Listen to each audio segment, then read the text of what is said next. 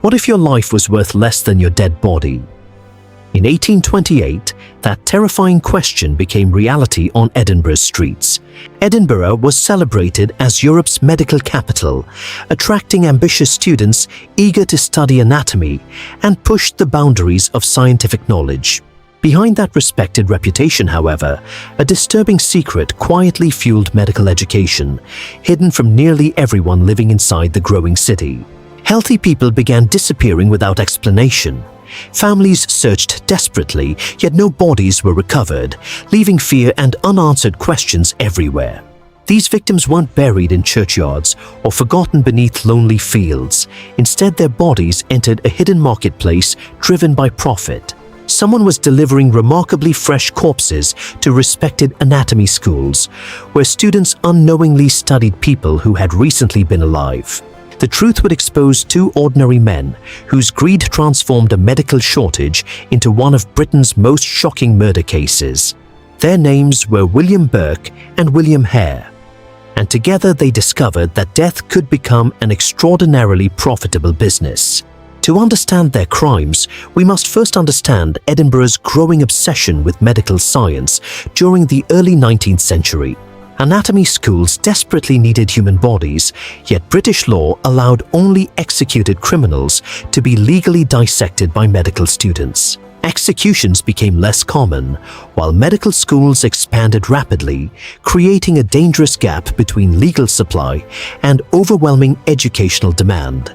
That shortage encouraged grave robbers, known as resurrection men, who secretly stole freshly buried bodies and sold them for quick profit. William Hare operated a modest boarding house, while William Burke frequently stayed there after struggling to find stable employment in Edinburgh. Their lives changed when an elderly lodger died unexpectedly, leaving unpaid rent and creating a financial problem Hare couldn't easily afford.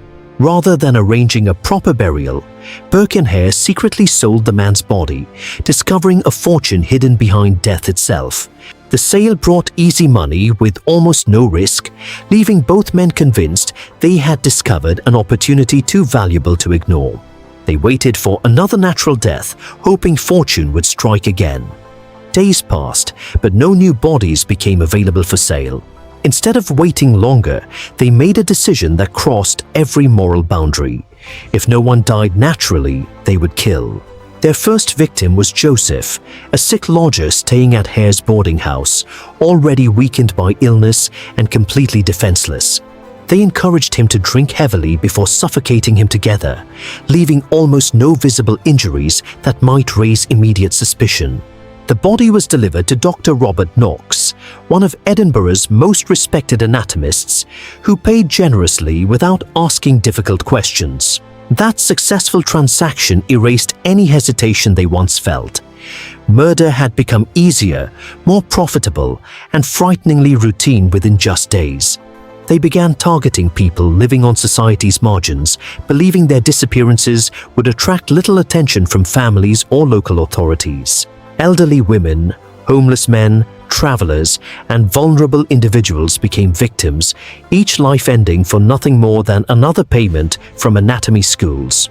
Their killing method later became known as Burking, using suffocation and chest compression to avoid leaving obvious marks on the body. Every fresh corpse earned valuable money, while every successful sale strengthened their confidence that they could continue without ever facing consequences. But as weeks became months, whispers quietly spread across Edinburgh about people who vanished after meeting Burke or Hare. Friends noticed familiar faces disappearing without explanation, while neighbors recalled seeing several victims spending time with the two Irish immigrants. Police heard the growing rumors, yet every investigation reached the same frustrating conclusion. There simply wasn't enough evidence to prove murder. Most victims had already been dissected before suspicion emerged, destroying crucial evidence and allowing Burke and Hare's deadly business to continue. As their confidence grew, Burke and Hare became less cautious, believing no investigation could ever uncover the truth behind the disappearances. One victim was Mary Patterson, a young woman whose unusually fresh body quickly attracted attention inside Dr. Knox's anatomy rooms. Several students recognized her almost immediately, surprised that someone they recently saw alive now lay ready for dissection before them. Questions spread through Edinburgh, but before authorities could examine the body, it had already disappeared from public view.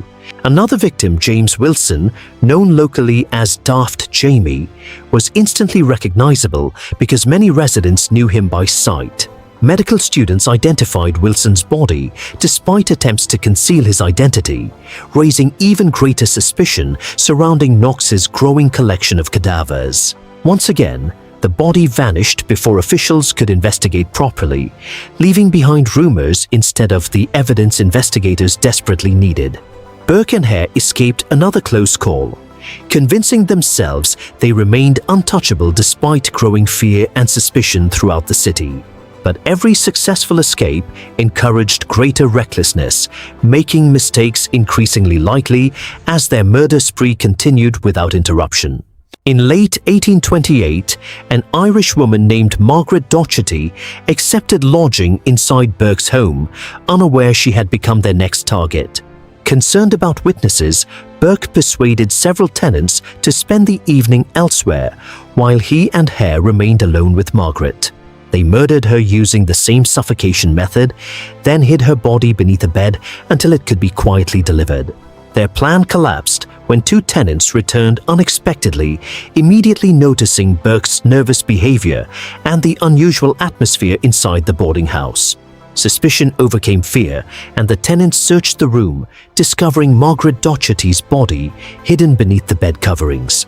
For the first time, police were alerted before a victim reached the anatomy school, giving investigators the breakthrough they desperately needed. Police arrested Burke and Hare quickly, but proving murder remained difficult because most victims showed almost no visible signs of violence. Worse still, many bodies had already been dissected, leaving investigators with little physical evidence to support their growing suspicions. Prosecutors feared both men might escape justice unless someone revealed exactly what had happened behind closed boarding house doors. They offered William Hare complete immunity from prosecution if he agreed to testify truthfully against his longtime partner, William Burke. Facing execution, Hare accepted immediately, sacrificing Burke to save himself and becoming the prosecution's most important witness during the sensational trial. Hare described the murders in chilling detail, while witnesses connected Burke to several victims shortly before their unexplained disappearances from Edinburgh. Public attention also turned toward Dr. Robert Knox, whose anatomy school had purchased every suspiciously fresh body without demanding explanations. Although many questioned Knox's judgment, investigators found no proof he knowingly bought murder victims, and no charges were ever filed. Burke's trial drew enormous crowds, with newspapers reporting each day's testimony as the city demanded justice for the forgotten dead. On Christmas Day, 1828, the jury found William Burke guilty of murder after carefully considering Hare's testimony and supporting evidence. 1 month later, Burke was publicly executed before thousands, bringing an end to Britain's most notorious body-selling murder conspiracy. In remarkable irony, Burke's own body was publicly dissected, his skeleton preserved, and parts of his skin reportedly kept as souvenirs. Hare disappeared after gaining immunity, escaping the gallows, while his final years remain one of history's lingering unanswered mysteries. The case shocked Britain and inspired the Anatomy Act of 1832, reducing illegal body trading through expanded legal access to cadavers.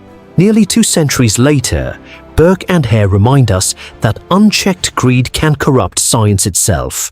Should Knox have asked more questions? Share your thoughts, subscribe, and join us for another journey into history's darkest true crimes.